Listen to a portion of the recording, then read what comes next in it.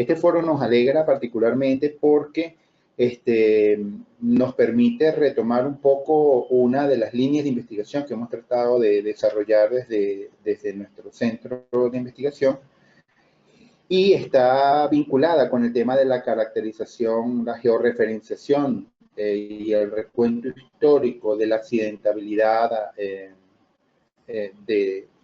distintas situaciones que se dan en el país, ¿no?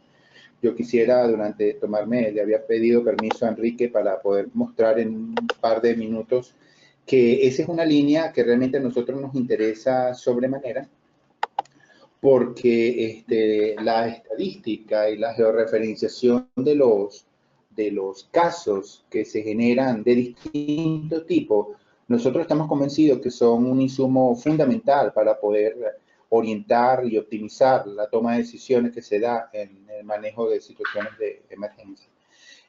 Con la llegada y el acceso sencillo que hay hoy por hoy y gratuito a muchas herramientas y tecnologías de información geográfica, esta estadística realmente se convierte en un insumo muy importante, ¿no?, para la caracterización geoespacial de la accidentabilidad.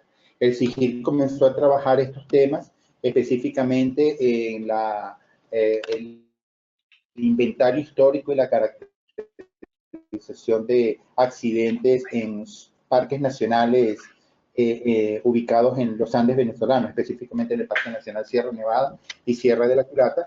Bueno, porque son unos lugares donde de alguna manera tuvimos una actividad hace ya un montón de años muy marcada en temas de rescate y salvamento. Entonces, poder conocer un poco qué es lo que ocurre, cuáles son los casos, qué es lo que se genera en cada punto y cuáles pudieran ser esos puntos calientes, esos hotspots que tú consigues en cada una de estas zonas, para poder determinar, bueno, cuáles son los casos que allí se generan.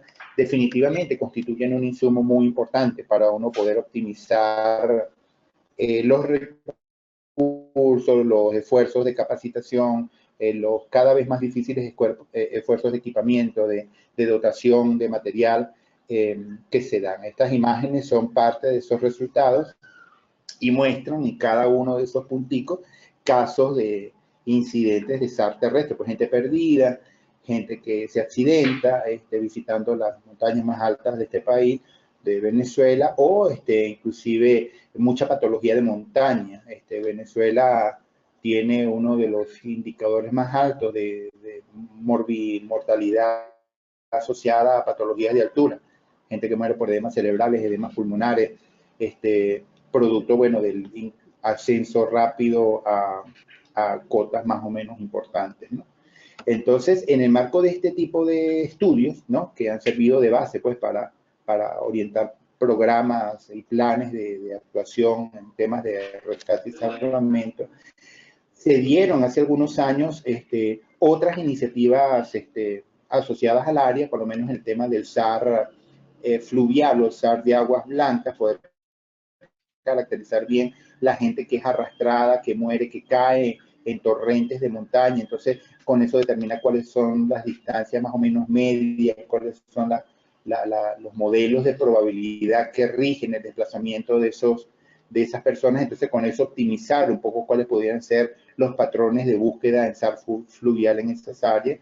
Y yo creo que realmente uno de los resultados más interesantes que se han desarrollado son producto de una iniciativa que realmente se dio,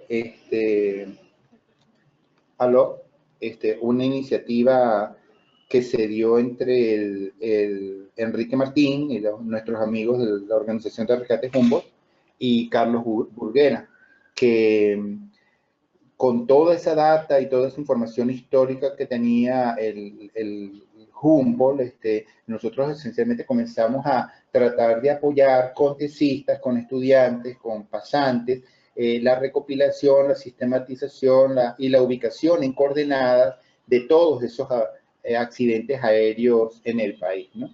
Este trabajo no está culminado, de hecho está lejos de estar culminado, la data es muy grande, ¿no? Pero estamos convencidos que los resultados preliminares que se tienen hasta el momento para ese tipo de trabajo son realmente muy interesantes porque esos resultados te hacen ver que ya tú puedes identificar como algunos patrones.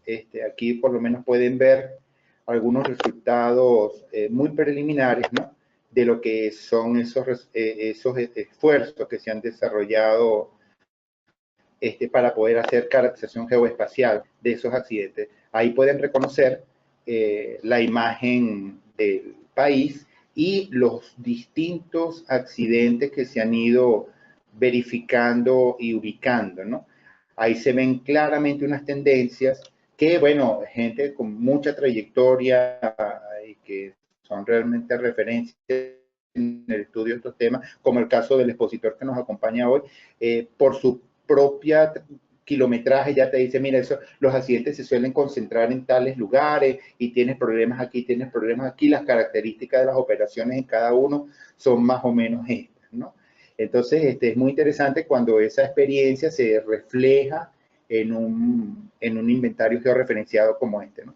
Este mapa que ustedes ven aquí fue desarrollado para poderse ver en Google Earth, una herramienta gratuita de un acceso muy sencillo, y él te muestra pues cada uno, cuál es el caso de la aeronave, en qué año se registró el problema, qué fue lo que ocurrió, si era militar, si era de ala rotatoria, si era un vuelo privado o era un avión comercial. Entonces es muy interesante en la medida que tú puedes utilizar las bondades que te da el uso pues, de estas herramientas para tú poder entonces hacer aproximaciones y darte cuenta de qué es lo que ocurre y cuáles son los modos como estos eventos se dan, ¿no? Uno puede observar, bueno, casos muy icónicos que se han dado. Hay lugares donde tú observas un volumen más o menos importante de casos de siniestros, entonces uno rápidamente intuye que están asociados porque ahí cerca hay centros de enseñanza, pues son lugares de entrenamiento, entonces bueno, con los años se suelen acumular algunos eventos como de interés, ¿no?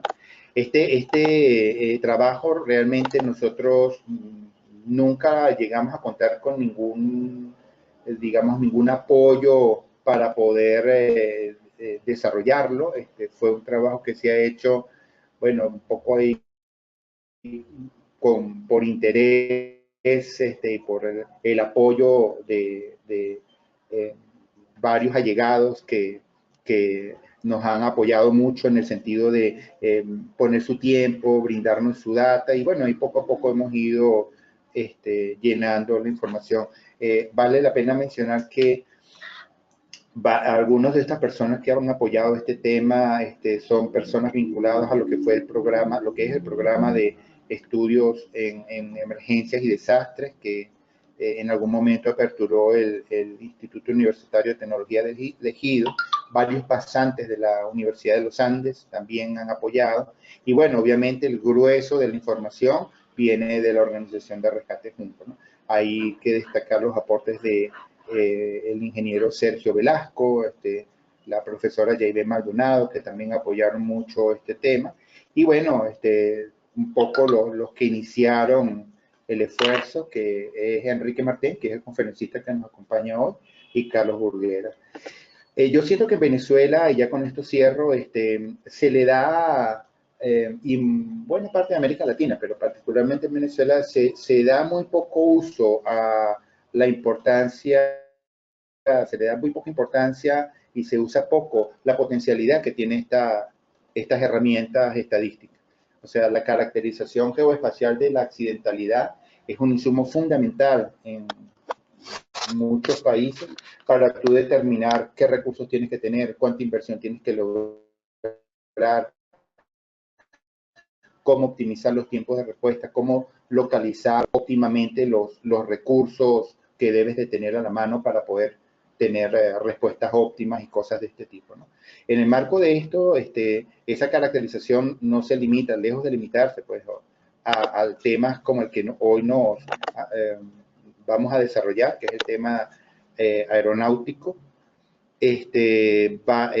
trabaja también en temas, por lo menos hemos trabajado un poquito el tema de la demanda de servicios de emergencia prehospitalaria, que suele ser un tema de peso, o el uso como habíamos dicho, la optimización para definir patrones óptimos de búsqueda, de rastreo en operaciones SAR de aguas blancas, o SAR terrestre o SAR aeronáutico, etcétera. Entonces, sobre ese tema, de hecho, estamos planificando que en el próximo mes podamos generar un par de foros cortos de esta naturaleza para ilustrar justamente cómo esta data optimiza, brinda información interesante para la gestión de operaciones y de servicios de atención de emergencias, ¿no?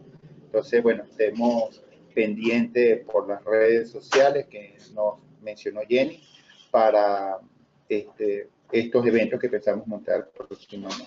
Entonces, bueno, nada, yo sencillamente quería compartir con ustedes brevemente esa experiencia y ya sin más preámbulo quiero dejarlos con el conferencista invitado de hoy, nuestro amigo Enrique Martín, para que él, bueno, nos presente ahí este interesante tema sobre la historia de los accidentes aéreos, las aeronaves desaparecidas que se registran en Venezuela. Entonces, bueno, sin más comentarios, Enrique, somos todos tuyos y les invito a todos los que nos están escuchando que pueden hacer llegar sus preguntas, sus comentarios por vía del chat y esas serán atendidas al final del evento por el conferencista. Entonces, adelante, Enrique. Gracias por acompañarnos. Bueno, gracias Alejandro, gracias a todos, a la dueña del sistema, muchas gracias a Jenny. Bueno, estoy aquí con Sergio, otro gran ponente en las actividades del SIGIR.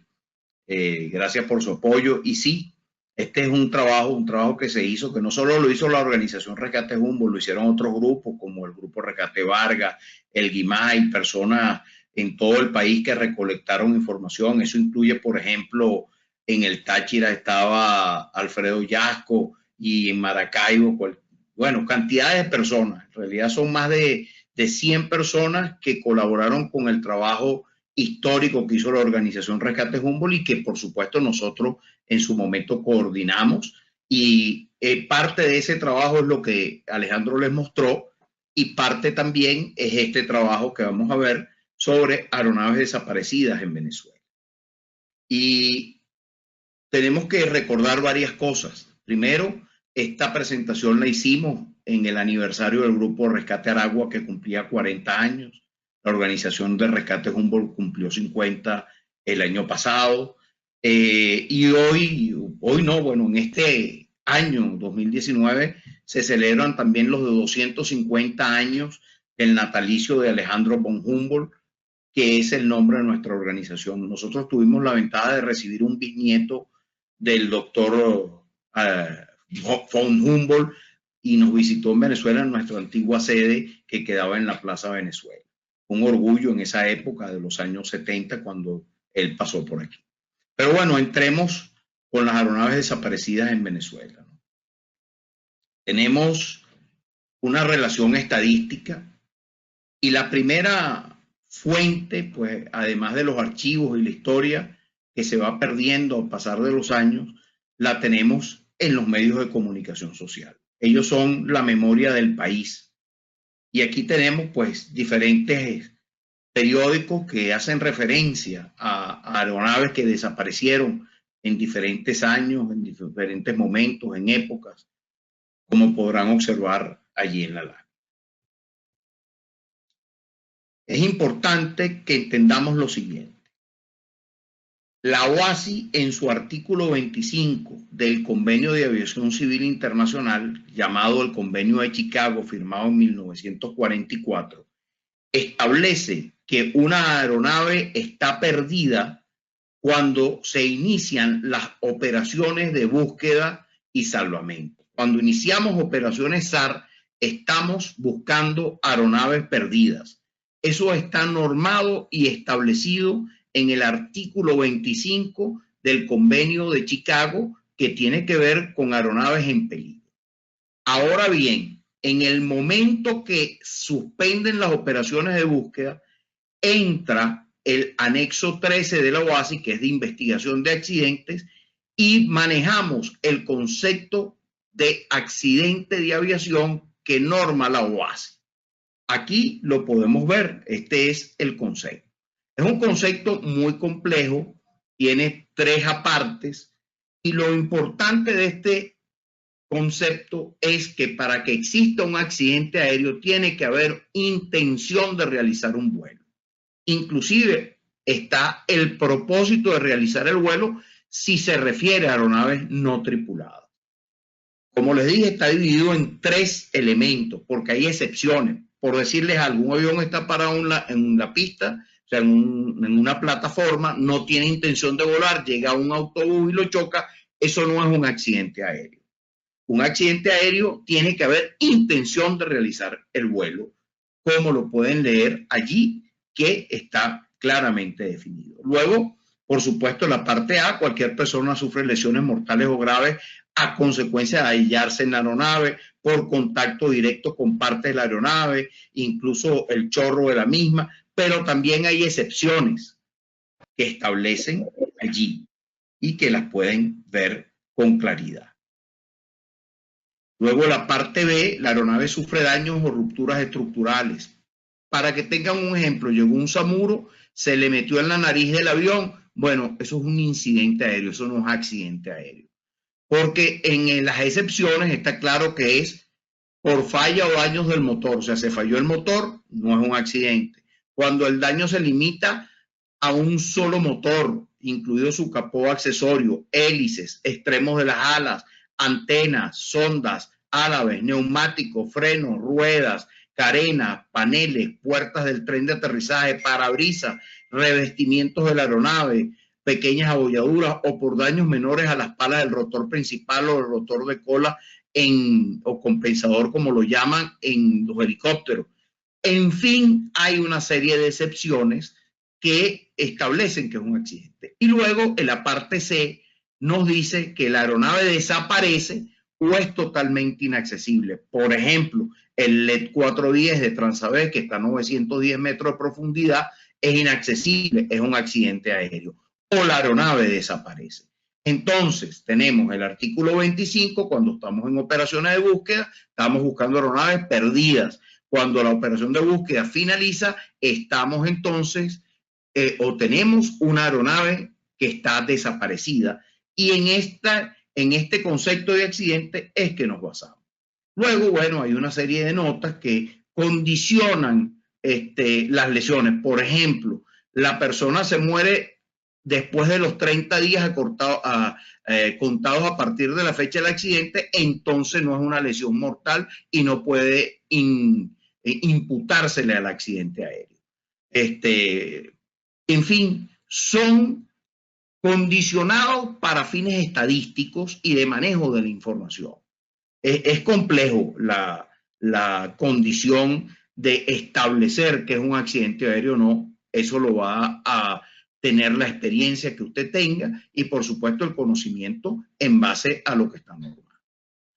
La organización Rescate Humboldt ha hecho 2 publicaciones de aeronaves desaparecidas. Esta fue la primera en el año 2000, dedicada este libro a Julio Lescarbura, mi amigo, mi compañero de muchos años, junto con Charles Gruber.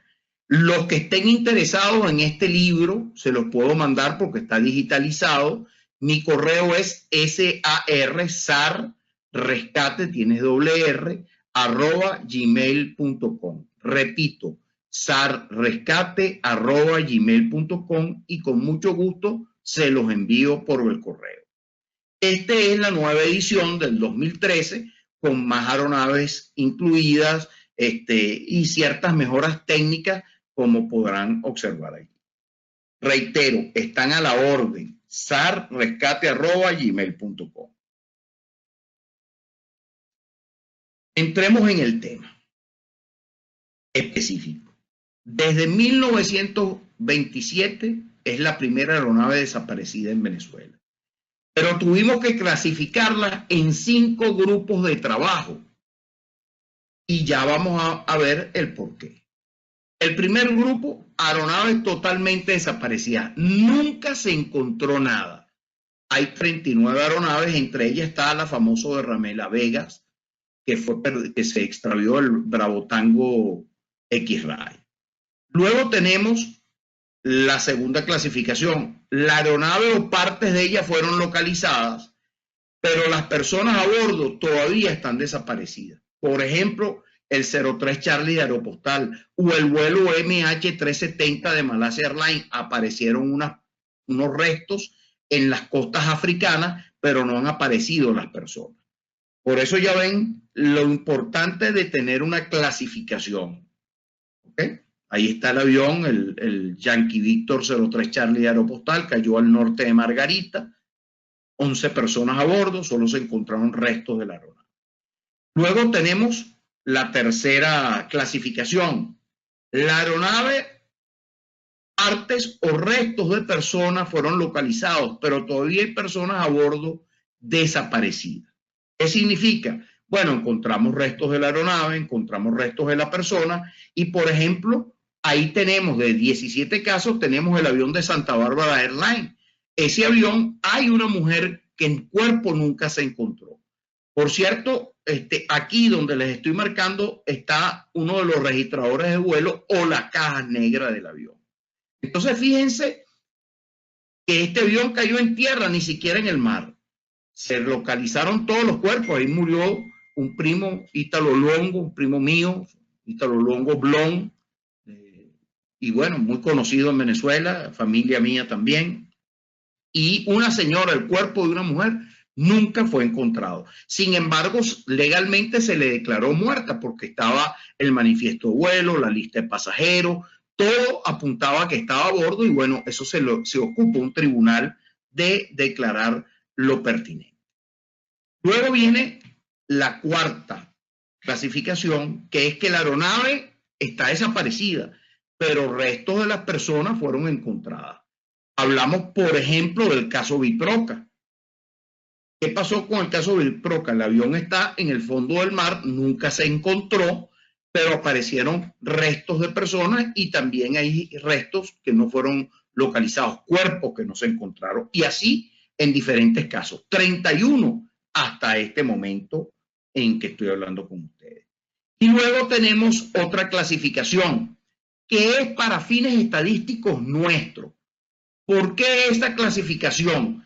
Bueno, estos 8 aviones que están en la clasificación 5 podríamos incluirlos perfectamente en cualquiera de las anteriores, pero son aeronaves que cruzaban nuestro FIR. FIR es la región de información de vuelo de Venezuela, no es frontera, porque tenemos nuestra frontera, nuestro mar territorial son 12 millas náuticas y por supuesto lo que corresponde al territorio. En este caso nosotros llegamos por el FIR casi cerca de Puerto Rico. Entonces, esta región de información de vuelo, que es una región para comunicaciones y alertas en situaciones de emergencia, tenemos 8 casos, pero son aviones que cruzaron varios FIR y atravesaban el FIR Venezuela y se dirigían, por ejemplo, al FIR Curazao o al FIR Trinidad, Piarco, o se dirigían a otras regiones, a otros lugares y cruzaron nuestro FIR y nos activamos y generamos operaciones de búsqueda y salvamento por ello.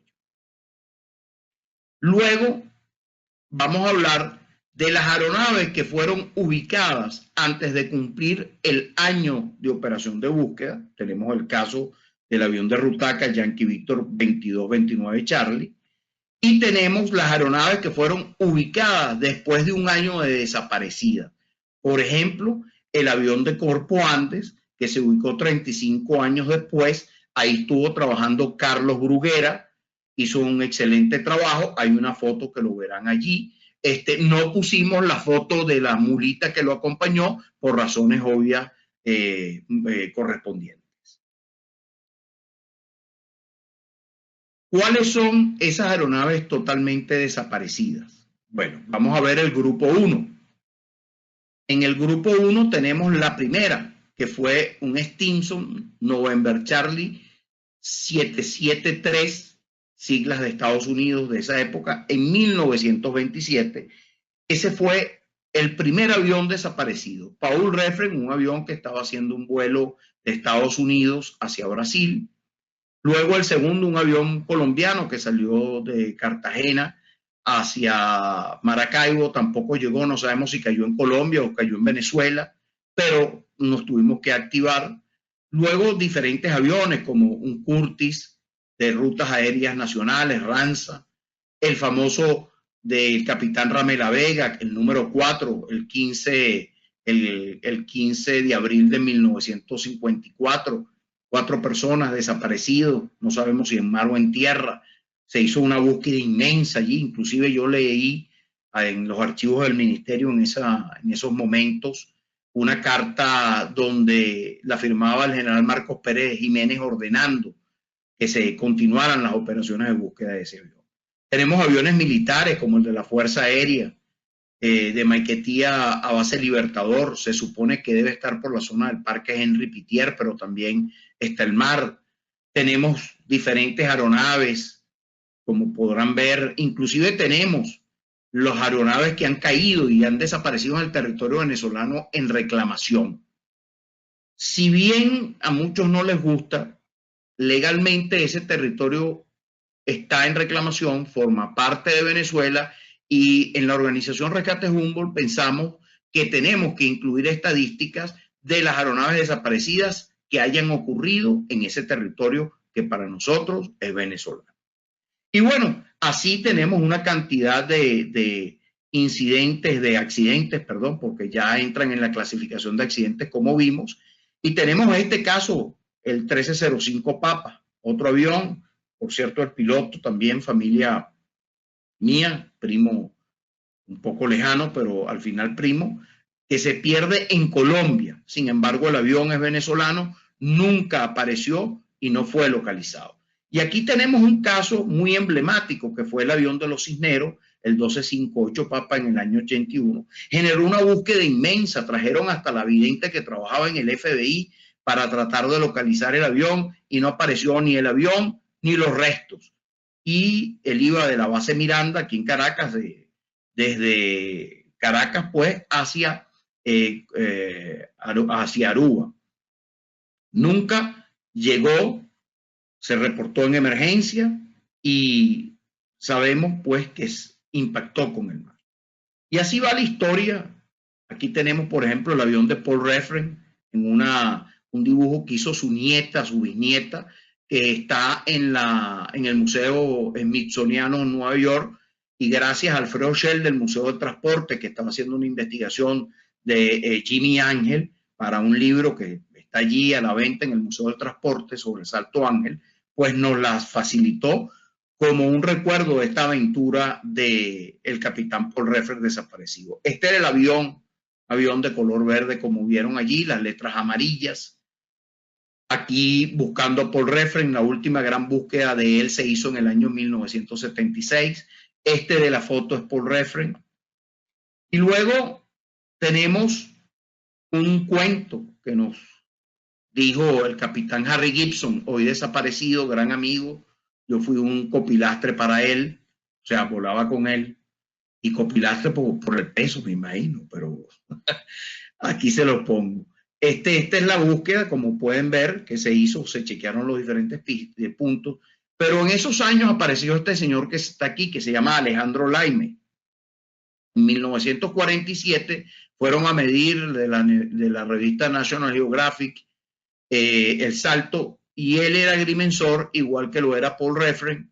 Su oreja se parece mucho, y siempre decía el capitán Harry Gibson que para él Alejandro Laime era Paul Refren, que se había quedado a vivir allí por pena de lo que le había ocurrido. Sus restos están enterrados allí en la zona de Canaima, y bueno, habrá que esperar si el tiempo nos lo permite y la justicia para hacer una exhumación y tratar de extraer el ADN y compararlo con sus familiares en Estados Unidos, los familiares de Paul Refren, a ver si esa historia del capitán Harry Gibson era cierta. Aquí tenemos la avioneta de Gustavo Ramela Vega. Iba, por cierto, a bordo el fundador del hoy Centro Médico de Caracas. Ellos iban de cacería hacia la zona de Caicara, sí,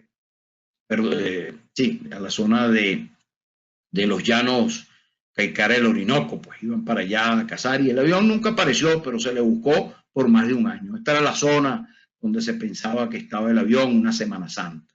Como ven, un recuento histórico, mucha información, y de allí salió un refrán popular que se decía, estás más perdido que Ramela Vega. Y ese refrán duró muchos años, quizás muchos aquí no se acuerdan. Yo lo viví, porque uno le decía cuando mi abuela o mi papá, estás más perdido que Ramela Vega cuando estaba en bachillerato estudiando matemáticas, ¿no? Trataba de hacer una operación y estaba tirando flechas como un indio. También Venezuela siempre pasaban cosas interesantes, ¿no? Cuando aquí está la foto en Maracay, cuando llega el coronel Limber, y sale otro refrán popular que es más perdido que el hijo de Limber, que es cuando secuestran a este joven allí en Estados Unidos y el venezolano hizo de ese secuestro este refrán popular. Pero los refranes populares también se ajustan a la historia y aquí les voy a hablar de este refrán popular que tienen adelante en 1914 que dice más perdido que el teniente Bello. Y resulta que esto es en Chile. Entonces ustedes me preguntan, pero bueno, estamos hablando de Venezuela, ¿qué hace Chile aquí? Bueno, señores, el teniente Alejandro Bello Silva era bisnieto de nada más y nada menos que nuestro profesor Bello. El célebre venezolano que se fue a Chile, generó la educación y su bisnieto se perdió en un avión. Fíjense cómo la historia nos une en ese pasado aquí en Venezuela de más perdido que Ramela Vega, más perdido que el hijo de Limber. Bueno, en Chile salió más perdido que el teniente Bello, de nuestro profesor Bello, que nuestros títulos de bachiller llevan su imagen y su foto como recuerdo. Seguimos, aeronaves totalmente desaparecidas. Tenemos esta aeronave canadiense, colombianas, esta de Alejandro Sin, que se cae al norte de Aruba, noroeste de Aruba, iba con su esposa y sus hijos de noche. Un satélite que cayó también cerca de la isla de Aves. Y así va la historia armándose hasta que llegamos a un vuelo ilegal. Los vuelos ilegales nos transforman las estadísticas y ya van a ver cómo y el por qué.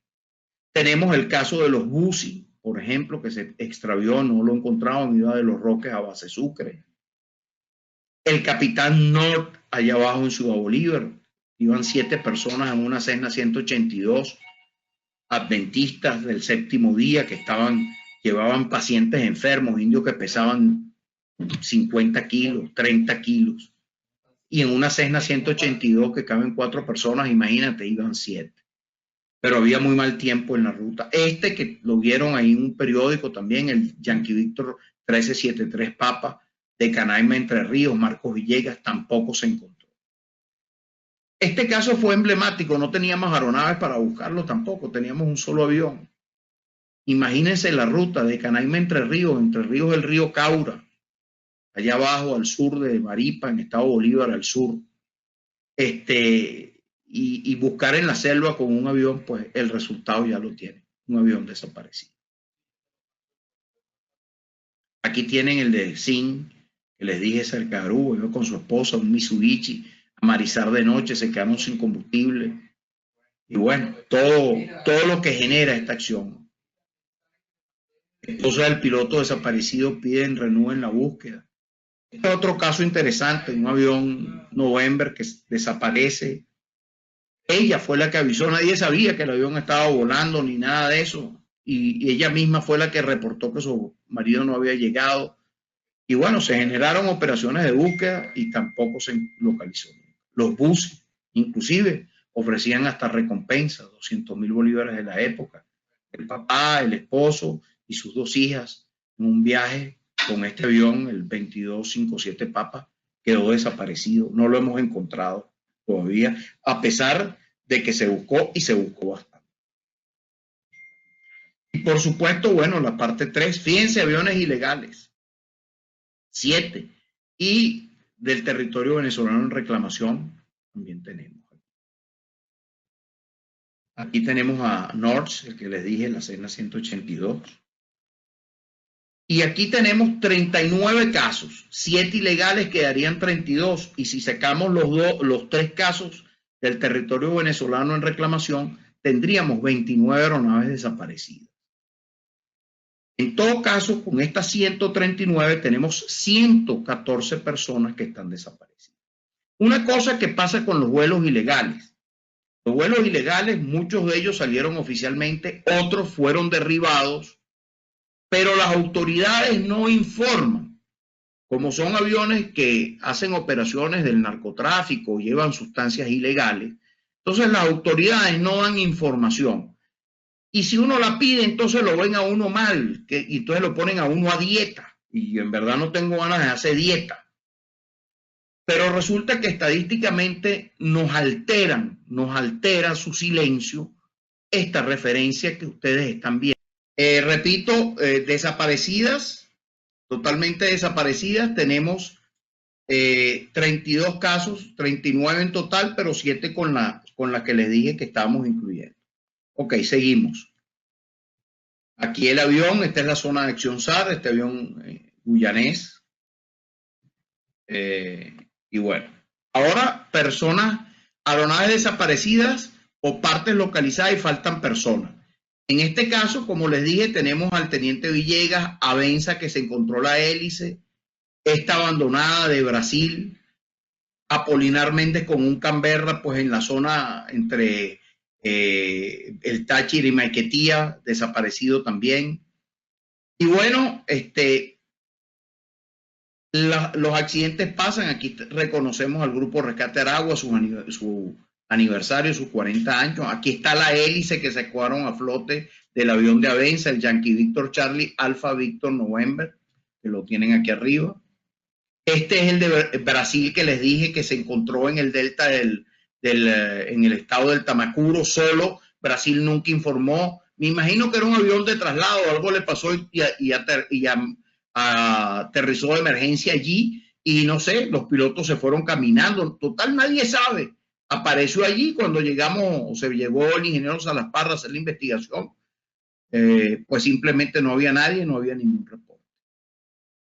Luego, bueno, las aeronaves ilegales, otra vez, aquí está el 03 Charlie Aeropostal, un avión que sale, imagínense ustedes, en vuelo de prueba iban 11 personas, cuando lo normado es piloto, copiloto y un mecánico.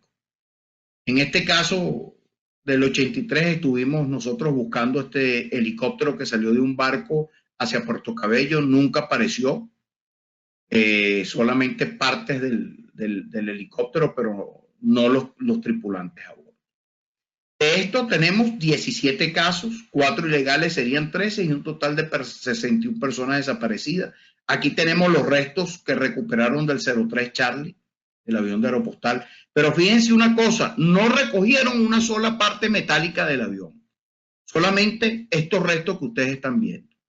Y resulta que no hay forma, esto no tiene un serial, aunque dice DC9, y tampoco las alfombras.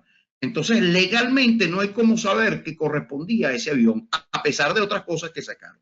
Aquí está el avión de la Armada 0402, que estaba en una misión de búsqueda. Cayó también, ese día hubo una falla eléctrica, no se veía toda la costa oriental, él estaba buscando una embarcación y simplemente se estrelló. Se localizaron restos del avión, pero nunca se encontraron los cuerpos ni grandes partes del fuselaje. Aquí está el 03 Charlie, como le digo, estas bombonas de oxígeno que lleva el avión para los pilotos en caso de una descompresión de emergencia. Ellas tienen seriales, etcétera, pero resulta que Aeropostal en su desorden en esa época, pues simplemente no lo tenía registrado y no hay forma técnica de probar de que estas bombonas estaban a bordo por los seriales, porque esas deben tener una tarjeta, estar archivadas y saber que iban a bordo de la aeronave. Igual estas sillas, no hay registros de seriales de ninguna de ellas. Entonces sabemos que pertenecen, son de un DC-9, no hay duda de ello, pero probatoriamente desde el punto de vista legal no hay cómo decirle que en verdad son del avión. Y de hecho los familiares decían que eso lo había tirado Aeropostal en el mar, que el avión lo habían secuestrado y que sus hijos estaban trabajando para el narcotráfico. Y en realidad lo que ocurrió fue un accidente en esa zona por todo lo narrado. Y en este caso, fíjense, el caso de Aeropostal, el 03 Charlie. 11 años, 5 meses y 21 días después, un tribunal los declaró presuntamente muertos. ¿Qué significa esto? Que usted no tiene propiedad, o sea, las propiedades que tenían las personas que murieron. Durante 11 años no pudieron venderlas a sus familiares porque ellos tienen que cumplir, de acuerdo al Código Civil venezolano, una serie de procedimientos. Primero declarar los desaparecidos, después en ausencia, una cantidad de procesos judiciales. Yo no soy abogado, no tengo idea, pero imagínense ustedes el tiempo que tardó para que esta gente pudiera declarar o saber que su familiar murió desde el punto de vista legal. Por eso es importante encontrar las aeronaves. Por eso tenemos que hacer nuestro trabajo bien. Por eso tenemos que cumplir el documento 9731, que es el manual IANSAP, para evitar un sufrimiento posterior al hecho mismo del accidente. Porque esta familia, por 11 años, tenían una gran angustia para poder resolver sus problemas legales. Aeronaves o partes o restos de personas localizados, pero hay personas desaparecidas. Bueno, lo ven aquí en las estadísticas. 3 desaparecidos, 1 muerto, 7 ilesos. Aeropostal. Un avión. Amarizó, el avión se localizaron partes, pero no completo. El avión de Nueva York, de Aeropostal, solamente se encontraron 8 cuerpos, 66 quedaron desaparecidos. Este avión de Viasa, alquilado por Viasa, tripulación de Viasa, no los pilotos, pero sí las aeromosas, 61 personas fallecidas. Están muertas porque las declararon muertas, así como el de Pan American, el Air France y el de Aeropostal que cayeron en Venezuela, aquí mismo en Maiquetía. Estos 3 aviones cayeron en Maiquetía. Tienen el de Aeroejecutivo que cayó arriba en el mar, se encontraron un solo cuerpo. Este avión que fue secuestrado y apareció en Colombia, en la isla Mosquito, en Aguaiza también, en Santa Bárbara, Transavén. Tenemos este avión, este helicóptero del ejército 0796 que cayó en aquel diciembre del 2016. Bueno, de esta aeronave, aquí creo que hay un desaparecido. Aquí el 7 fue un error, todos los demás murieron, 12 personas aparecieron muertas. Aquí creo que mi dedo tuvo una acción extraña, pero bueno. Y así, como pueden ver, tenemos este jet que cayó aquí cerca de Maiquetía también, 4 cuerpos desaparecidos, 1 muerto fue localizado, y así van todos los registros y van sumando. En este caso, tenemos 106 personas desaparecidas, 308 muertos, 3 heridos, 7 ilesos. Aquí tenemos los recortes. Este es el avión que les dije que alquiló, que cayó por Portugal, de Viasa, este que cayó en el medio del mar. Y este es el LED 410, donde iban 14 personas, solamente el copiloto apareció allá en las costas de Falcón. Y 5 años después es que consigues el avión en el mar, inaccesible, por tanto es un accidente aéreo.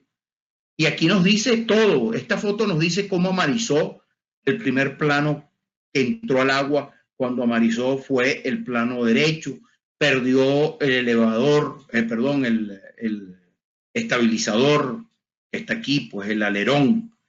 Esta puerta no está, está aquí la puerta, hay como una bolsa, algo allí, pareciera el pantalón del piloto, del copiloto, que no lo tenía porque el piloto va de este lado, el copiloto estaba aquí. Incluso les puedo decir qué ocurrió allí, porque cuando hicieron el amarizaje el avión quedó perfecto. Fíjense cómo está, pero esta puerta la habían abierto, el copiloto abrió esta puerta. Cuando el avión amarizó, la puerta se fue al motor, por eso las hélices están desbordadas. El avión se la dio, entró agua y ya no podían abrir esta puerta. Esta es la puerta de emergencia. ¿Por qué? Porque el procedimiento no se hizo correctamente. Tienes que amarizar, esperar que el avión se estabilice y después que el avión se estabiliza, que va hacia uno de los dos lados, a la derecha o a la izquierda, estribor o babor, inmediatamente tienes que abrir la puerta contraria.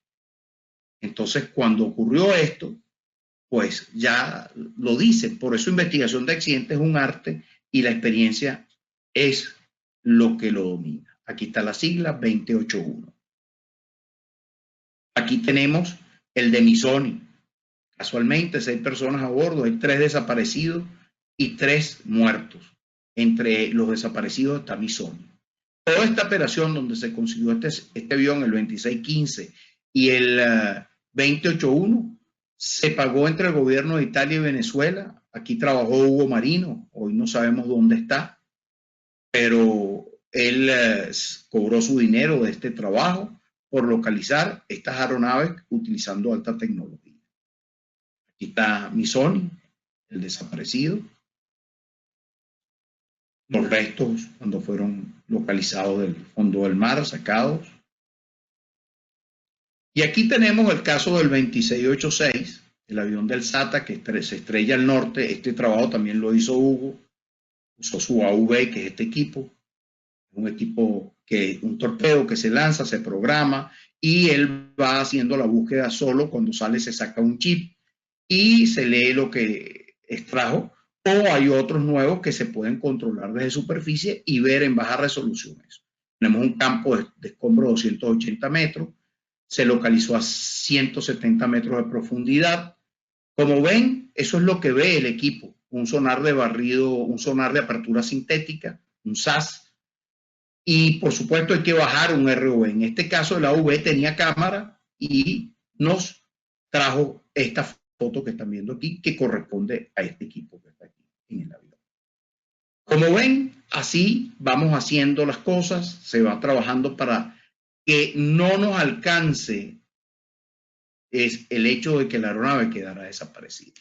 Ahora entramos en el cuarto aspecto, y el cuarto punto, aeronave desaparecida, pero se ubicaron restos. Mire, este caso que está aquí, BTU Capitán Villaveses, es un caso bien interesante. Un desaparecido y un muerto, en tierra, en un río. Ya lo van a ver los recortes ahora. Y bueno, tenemos aquí rutas aéreas nacionales, RANSA, Muni, Piper, Capitán Rodríguez, en el mar, 2 ilesos, aerotécnica también, 2 muertos, pero nunca se encontró el helicóptero, la Cessna, porque era una Cessna de aerotécnica, en esa época tenía también aeronaves. Y bueno, como ven, lleno de casos reales, aquí están las cantidades y dónde ocurrieron los casos. Todo eso está en el libro, como les dije. Y este es el que le quería contar. Unos cazadores encontraron en la zona de Naiguatá los restos del capitán Villaveses, pero él iba con una aeromoza en este avión. Y nunca encontraron ni el avión ni la aeromoza. Un caso que se sigue buscando. Ese caso, yo estuve con Julio caminando esa montaña tratando de ver si encontrábamos el avión. Por supuesto, estábamos en otras cosas, de diversiones, de paseo, y bueno, ese paseo no solo era paseo, sino que lo asumíamos también como una operación a ver si por casualidad lográbamos encontrar el Yankee Víctor Tango, Bravo Tango Unión, y con él poner fin a esta aeronave desaparecida. Rescatados barco ruso tripulante, un avión que cayó cerca de la isla La Blanquilla. Un ruso rescató a las personas, pero el avión quedó dentro del mar. Este es un helicóptero que cayó al mar también, el 511 Charlie Papa. Y continuamos, pues. El Hughes, ese que vieron del atunero. Este de la gobernación del Zulia. Este es un caso interesante, porque cayó aquí frente a Maiquetía. Recuerdo que llegamos, prácticamente el avión no se había acabado de hundir y estaban saliendo ellos, todavía el avión lo veíamos, y llegaron unos policías metropolitanos en una bañera de fibra de vidrio y fueron los que sacaron el cuerpo de uno de los ocupantes, de los tripulantes, que ya había muerto porque se había dado un golpe en la cabeza en el amarizaje al soltarse el cinturón de seguridad, porque creen que estás en el agua y es blandito y resulta que es un frenazo de burro cuando amarizas. Y ellos fueron los que los rescataron. Cuando el helicóptero de la Policía Metropolitana llegó a auxiliar, ya los tenían en la bañera, que venían con unos letreros de esos no pares remando los policías metropolitanos, y el helicóptero se le acercaba y entonces le entraba agua a la bañera que hacía el rescate hasta que llegaron a la orilla. El avión quedó muy cerca de la playa, pero ustedes saben, esas costas de Tacóa ese mar es un poco agitado. Y bueno, así tenemos el capitán Bussi, que estaba desaparecido, también tuvo un accidente, un amarizaje, él quedó ileso, pero el avión se perdió.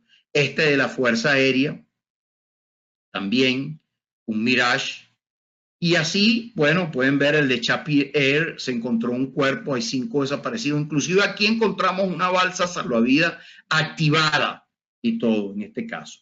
El caso Biproca, que ya le narré, 7 desaparecidos, 2 muertos y un herido que fue Franco Porco, que lo sacaron, lo rescató a las 10 de la noche un helicóptero de la Armada que lo logró encontrar. Y tenemos, por supuesto, los ilegales no podían faltar. Y este caso también en el mar se activó el radioimpacto y antes que el avión se hundiera, pues la señal llegó al MSC aquí en Venezuela y fueron sacados con vida del mar. En total, 31 casos con el ilegal, 30, 14 desaparecidos, 15 muertos, 15 heridos y 35 ilesos. Rescatado cadáver de pasajera de avioneta desaparecida. No hay capacidad de atender siniestros. Eso un artículo que me sacaron en el Universal el 21 de agosto del 86. Y bueno, del caso Biproca. Mi hijo hizo todo por salvar a los pasajeros y el MTC por matarlo. Este es el padre del piloto, el señor Batija, declarando todo lo que hizo su hijo en el caso Biproca, un caso emblemático. No había aeronaves, no había helicóptero, se cayó al norte de Maiquetía, no había cómo sacar a los sobrevivientes y uno a uno fue muriendo en el mar lentamente. Y bueno, lo que les dije, las aeronaves en el FIR Venezuela, tenemos 8, tenemos este avión, aquí estuvimos también buscándolo, fue intensa, Guardacosta envió, Guardacosta Venezuela, comando Guardacosta, en esa época era el contraalmirante Elías Busher. Y bueno, también el territorio venezolano en reclamación. Tenemos 8 casos, 21 personas desaparecidas. Y quiero esta imagen que la vean. Aquí hay un avión siniestrado, aquí, en esta foto que están viendo. 21 personas desaparecidas en este grupo. Bueno, miren dónde está el avión. Aquí se estrelló, aquí están los restos del avión. Estos son estos pedacitos que están aquí. Que casi se ven. El Yankee Victor 1967. Eso es lo que hace complicada una búsqueda.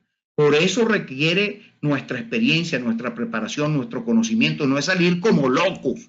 Tenemos que salir preparados, entrenados, capacitados.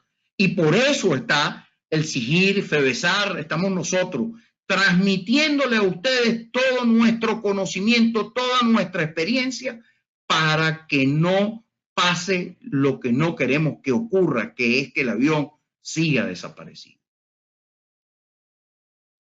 ¿Okay? Aquí las estadísticas generales. Casos 1, 114, 2, 61, 106, 14, 21. En total, 699 personas. Estos números son gente. Imagínense ustedes, 699, 700 personas, de las cuales entre desaparecidos y fallecidos tenemos 639 personas. 639 vidas, familias que han perdido un ser querido. Esto es lo que dan las cifras, los resultados. No es mamadera de gallo, no es broma. Son seres vivos que han fallecido y que no hemos localizado a muchos de ellos. Dice un compañero de nosotros de Rescate Humboldt, Gabriel Humberto Gutiérrez. No hay aeronaves desaparecidas, sino mal buscadas, ya que estos no son cuerpos sólidos y no etéreos, ya que estos son cuerpos sólidos y no etéreos. Eso es lo que dice Gabriel, y tiene razón. Muchas de esas aeronaves es porque no se buscaron bien, y muchas de esas aeronaves es porque no teníamos los equipos para buscar bien. No los grupos voluntarios de salvamento, no las organizaciones oficiales de búsqueda y salvamento. Fíjense cómo en lo que llegó tecnología adecuada, que la presentó Hugo Marino aquí, fue encontrado el LED 410 y el avión de Missoni, o el avión donde murió Chumel Pontes Soteldo, jefe de investigación de accidentes aéreos de Venezuela, allá cerca de Margarita. Entonces, a veces es la falta de tecnología que nos lleva a tener estas estadísticas. Aquí estoy en una foto con Julio, Charles, este soy yo, cuando era buen mozo, no ahorita que estoy hecho leña, pero hoy voy, juntos, y tengo que recordarlo, tengo que recordar a Julio, tengo que recordar al licenciado Salas Parra, al capitán Néstor Salazar Briceño, a todas esas personas que han hecho historia en Venezuela en lo que es búsqueda y salvamento e investigación de accidentes. Son un pilar. Fueron todos los conocía, todos los traté, con todos conviví, todos fueron mis maestros. Y lo que estoy tratando de transmitirles a ustedes es la experiencia que yo tengo. Ahora vamos a ver otra fase histórica interesante. Mecanismos para evitar la desaparición de aeronaves. Bueno, en 1910, en agosto, se inventó la radio y se instaló el primer equipo de radiotelegrafía a bordo de un avión, de tal manera de que las aeronaves en vuelo constantemente estuvieran indicando su posición. Eso fue una ayuda, porque ya sabíamos que había pasado, había sobrevolado el punto X y iba al punto Z. Luego, en 1930, salen los radiogoniómetros. Los radiogoniómetros son unos equipos para determinar de dónde viene la dirección de las frecuencias de radio. Muchos de esos equipos se instalaron en torres de control a nivel mundial, inclusive en Venezuela había radiogoniómetros. Y esos radiogoniómetros permitían al controlador de tránsito aéreo en la torre saber la dirección de dónde venía la señal de X avión que estaba llamando. Cuando había mal tiempo y las condiciones empeoraban y no podían ver la pista, los controladores guiaban a través del radiogoniómetro a los pilotos hasta la pista. Y luego vino el radar en 1935, que es Radio Detection and Ranging. Así es como se llama radar. Esa es la verdadera palabra. Ya todos sabemos lo que es el radar. El radar emite unos pulsos, unas ondas, choca contra la aeronave o la estructura, lo que esté allí, y la devuelve, y entonces determinan a través de eso una posición, dónde está, cuánto se mueve. Hoy el radar trae otra serie de equipos que permiten o dan mayor información. Luego viene el radioimpacto. En 1939 sale la primera patente del radioimpacto. Y en Venezuela se puso de obligatorio cumplimiento en todas las aeronaves el 15 de diciembre de 1970.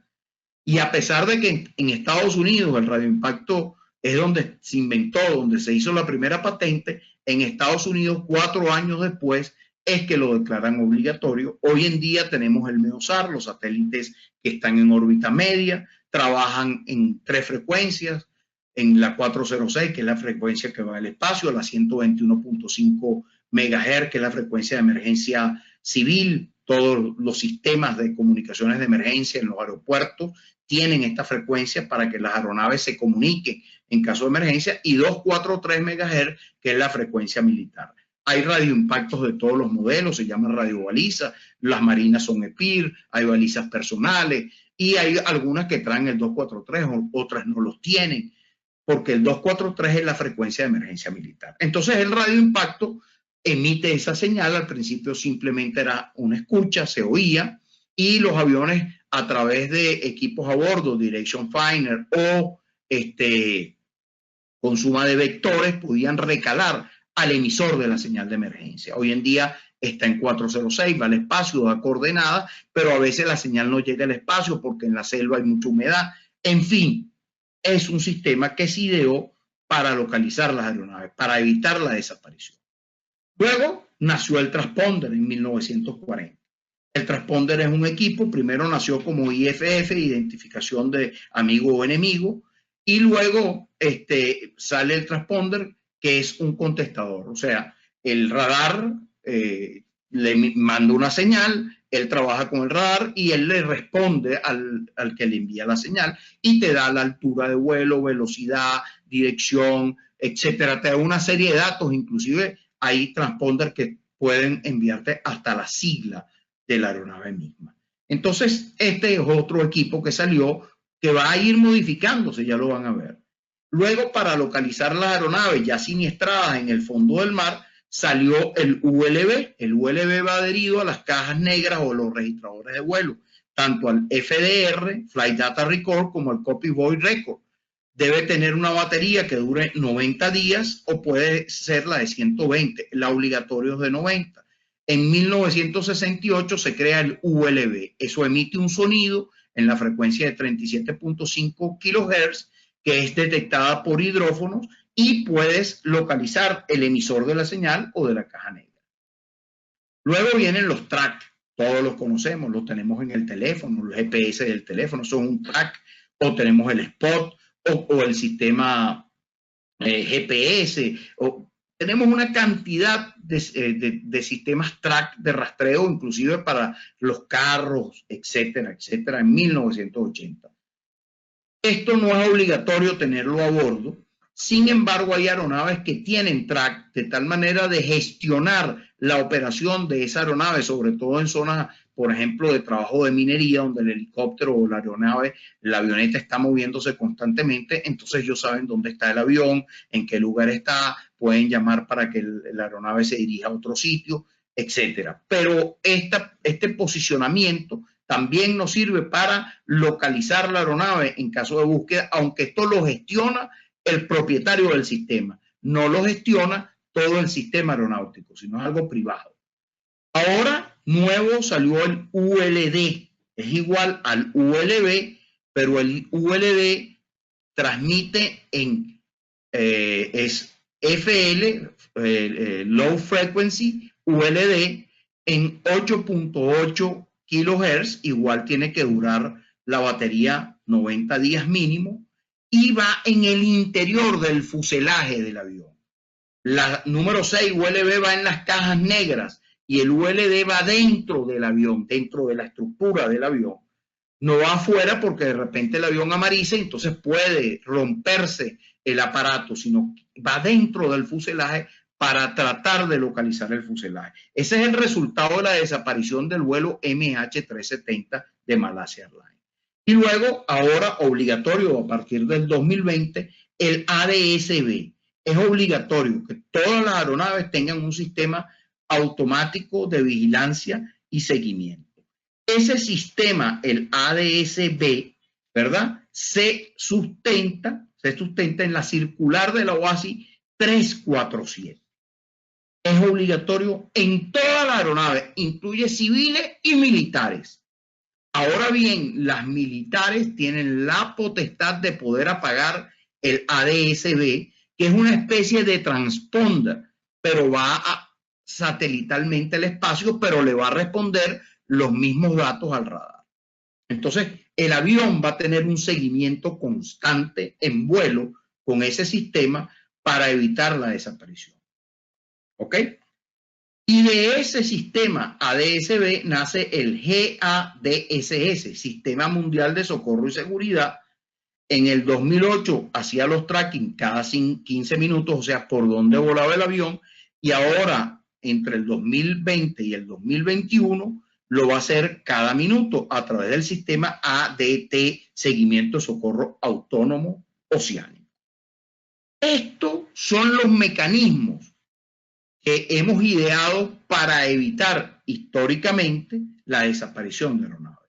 Pero tenemos un problema. En el número 4, el radioimpacto, antes la mano del hombre no existía. Luego vino alguien que se le ocurrió, con razón, de poner que el radioimpacto se controlara en la cabina. Entonces colocaron un switch donde estaba la posición de armado, de apagado y de on.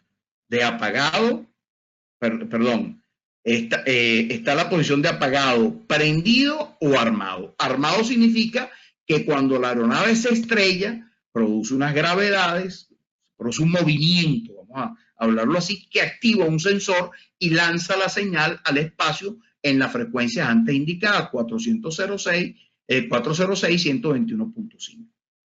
Si usted lo pone en on, es que lo está armando manualmente y entonces la señal sale automáticamente.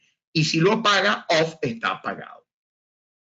La razón de hacer eso era porque si a usted le pasaba algo en vuelo y no se había estrellado todavía, entonces usted, piloto, podía pasar el switch de on y empezar a transmitir la señal hacia el satélite de que algo le estaba ocurriendo a usted en la aeronave. La idea fue buena, pero esa idea no se materializó en las listas de chequeo de la aeronave cuando ocurre emergencia. Por ejemplo, se fue un motor, entonces tú agarras la lista de chequeo que tienes que hacer, lo primero que te dice es corte combustible y en vez de decir active el radioimpacto en on. Esa es la diferencia. Entonces todo esto que está aquí menos el ULB y el ULD lo pusieron en manos humanas y puede pasar lo mismo que el MH370. El avión desapareció, se presume que fue una interferencia ilícita, un apoderamiento de la aeronave, no se sabe por quién, unos dicen que los pilotos, etcétera, y ellos apagaron el transponder, apagaron el ACAR, que es un sistema automático, pero que envía datos de la configuración del motor, cómo opera, que se usó para saber que el MH370 cogió hacia el Océano Índico y no hacia el norte, pero gracias a un trabajo de los ingenieros, pero ese sistema no está diseñado para seguimiento, sino para transmisión de información. Y bueno, al poner la mano el hombre, pues corremos el mismo riesgo de tener otro MH370. Aquí tenemos las radiobalizas. La radiobaliza personal, el radioimpacto, el EPIR, que es la marina. Aquí tenemos el nuevo sistema, porque ahora las balizas con el sistema MEOSAR tienen algo nuevo.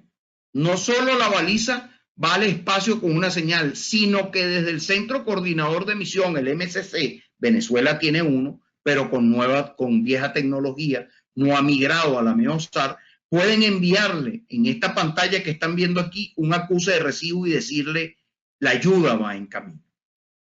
Fíjense bien lo que ha avanzado la tecnología, o sea, los radioimpactos, cualquiera de estos tres ahora es bidireccional. Tú mandas la señal y ellos te devuelven un mensaje. ¿Ok? Por supuesto, si pasa aquí no tenemos cómo responderle. ¿Será que le mandaremos un rosario?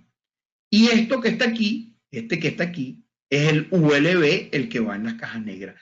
El ULD es idéntico, pero va en otra frecuencia. Este es 37.5, el ULD de dedo es 8.8.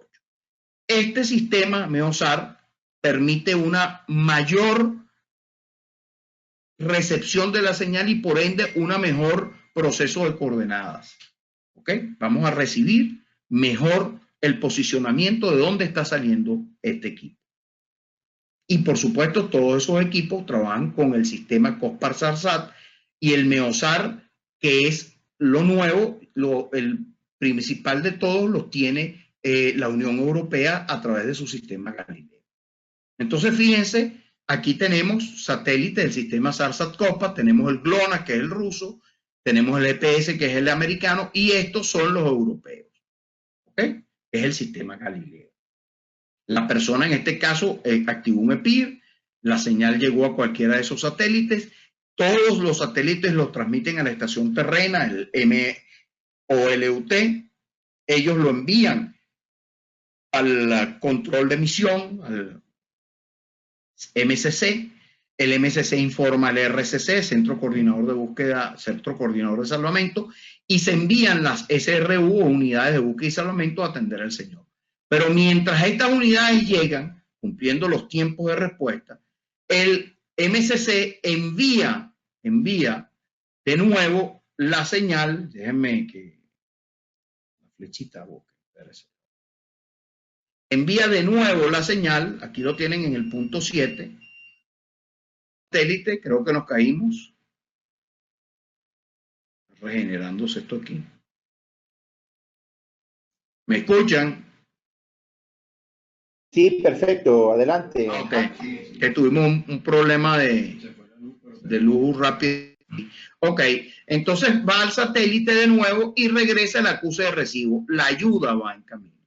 Por tanto, fíjense los avances de la tecnología y las cosas que nos están haciendo hoy en día para lograr el objetivo principal, salvar vidas y evitar aeronaves desaparecidas.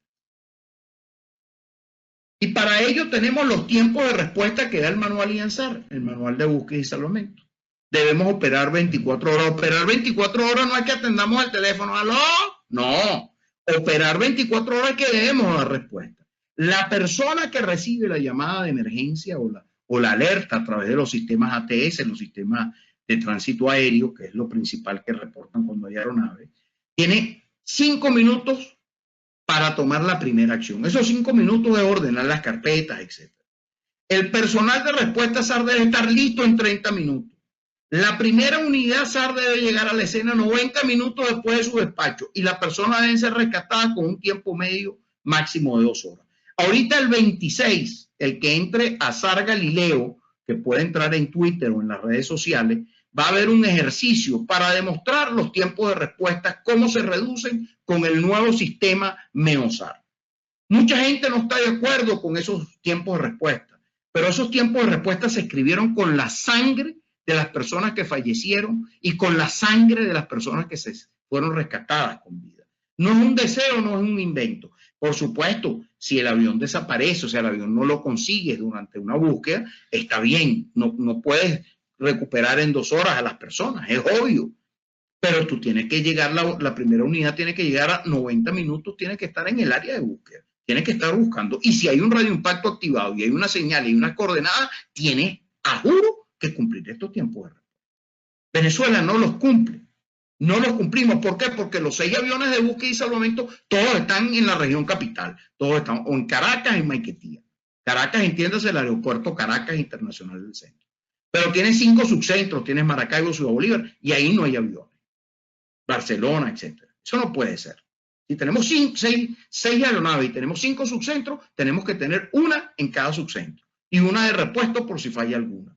Y los 3 helicópteros del SAR están mal. Entonces tenemos que tener helicópteros de búsqueda y salvamento listos también, sobre todo en las regiones donde hay más accidentes como son el Estado Bolívar. ¿Para qué? Para poder cumplir los tiempos de respuesta. Y si no lo tenemos, entonces firmemos un convenio con quien los tenga o paguemos ese servicio. Porque además el servicio de búsqueda y salvamento no es gratis. Esto no es, ay, la Sor Teresa de Calcuta. No, mamá, esto no es nada de eso. Esto lo paga cada avión que sobrevuela el territorio nacional. Lo paga. ¿En qué se paga los sobrevuelos? Bueno, mira, paga las radioayudas, todo lo que te permite llegar a un sitio, los BOR, paga las cartas aeronáuticas, paga las comunicaciones, pagas el servicio radar y pagas búsqueda y salvamento. Porque la aviación está ordenada. Búsqueda y salvamento tiene de dónde sacar sus ingresos.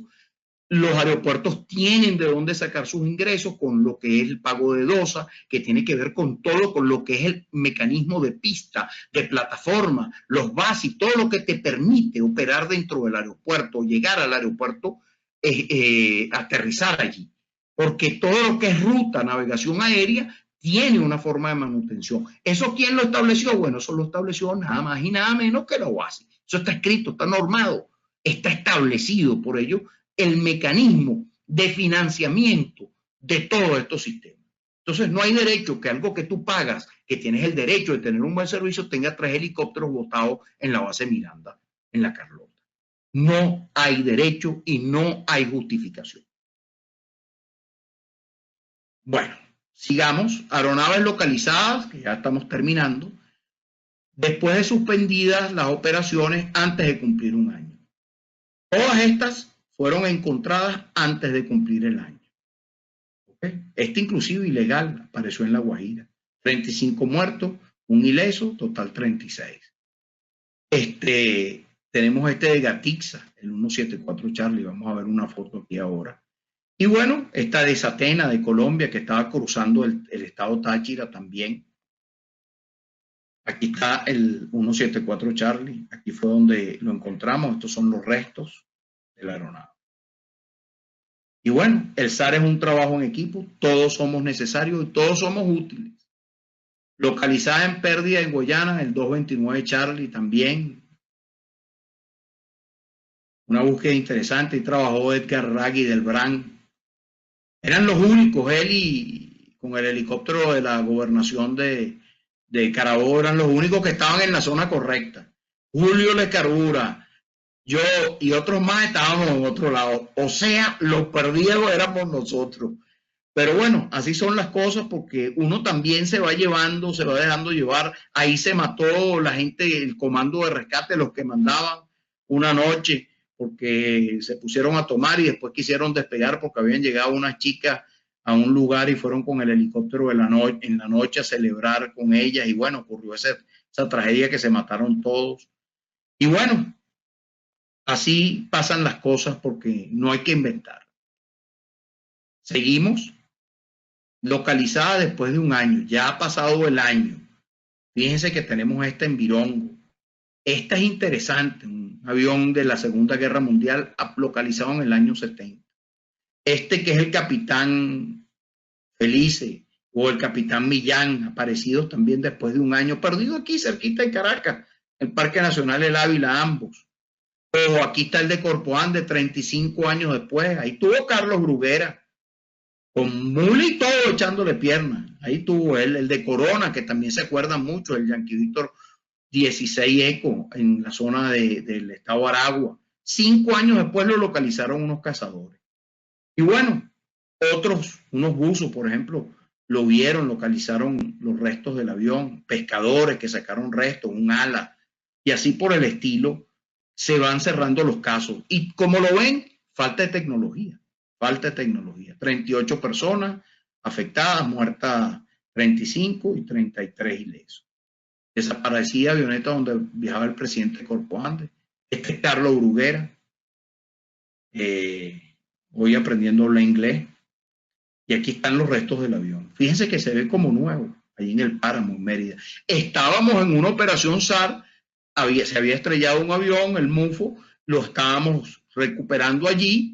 Y Carlos de un helicóptero observó esto, lo dejaron, llegó al sitio y bingo. 35 años después.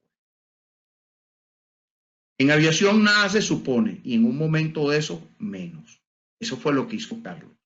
Y eso es lo que ustedes tienen que aprender. Cuando vean algo raro, informen, avisan. No asuman, sino háganlo. Aquí está lo que ocurrió con el capitán Felice, el avión, cuando lo localizaron los restos. Y diferentes casos de aeronaves, como la del avión de Corona aquí, el avión escuela. El ECO es de escuela. ¿Okay? ¿Se acuerdan de este? Me imagino los que viven en el centro también. 861 Papa, después de 21 meses así, pues, localizado por casualidad. Unas personas que estaban allí caminando. Y bueno, señores, ya estamos terminando. Aquí tenemos el vuelo MH370. Esta es la zona de acción SAR. Al final nada se ha encontrado, el avión se fue hacia el Océano Índico y bueno, ahí quedó todavía abierto el caso. Otro caso famoso de desaparición es el de Amelia Earhart. Aquí está, en 1937, cuando estaba haciendo este periplo para el vuelo darle la vuelta al mundo, aquí es donde desaparece en esta zona. Ella llegó y aterrizó en Cachipo, Venezuela. Aquí está el gobernador del estado Monagas saludándola en ese momento, en ese viaje histórico, para que ustedes vean cómo la historia nos une, así como con el teniente Bello, de Andrés Bello, nuestro insigne profesor, su bisnieto. Bueno, aquí está ella en Venezuela, el buque de guardacosta que la fue a buscar y su licencia de piloto. Y bueno, los 40 años del Grupo Rescate Aragua, y qué decirle, Hemos terminado este tema de aeronaves desaparecidas. Aquí está mi correo, sarrescate@gmail.com. Los interesados en el libro está a la orden, pueden pedirlo. Y antes de concluir, quiero decirle que también tenemos unas estadísticas de dónde están las aeronaves en el mar. Por ejemplo, tenemos 62 aeronaves que están en el mar. En el lago de Maracaibo 8, en el lago de Valencia 13, en diferentes ríos y lagos de Venezuela tenemos 11. ¿Ok? 23 personas salieron de aeronaves a pedir auxilio. 86 aeronaves fueron localizadas por casualidad por campesinos, pescadores, etc. 84 aeronaves fueron pilotos que se eyectaron, pilotos militares. Ese gráfico que enseñó Alejandro de aviones verdes, que eran los militares, casi todos cerca de zonas de instrucción de vuelo. 56 aeronaves que hemos localizado gracias al radioimpacto activado. Y tenemos 15 falsas alarmas en general, que incluyendo esto, el muchacho que pedía auxilio cuando el desastre de Vargas, que estaba en otro lado. Como ven, las estadísticas nos orientan, nos ayudan y nos sirven. Y ese es el fin de este trabajo. No es solamente acudir, es que para poder buscar hay que hacerlo bien, como dice el lema de la organización Rescate Humboldt. Lo importante no es solo querer salvar, sino saber salvar. Y para eso tenemos este material, está a la orden, lo están viendo. Y bueno, gracias a todos por la participación y me despido.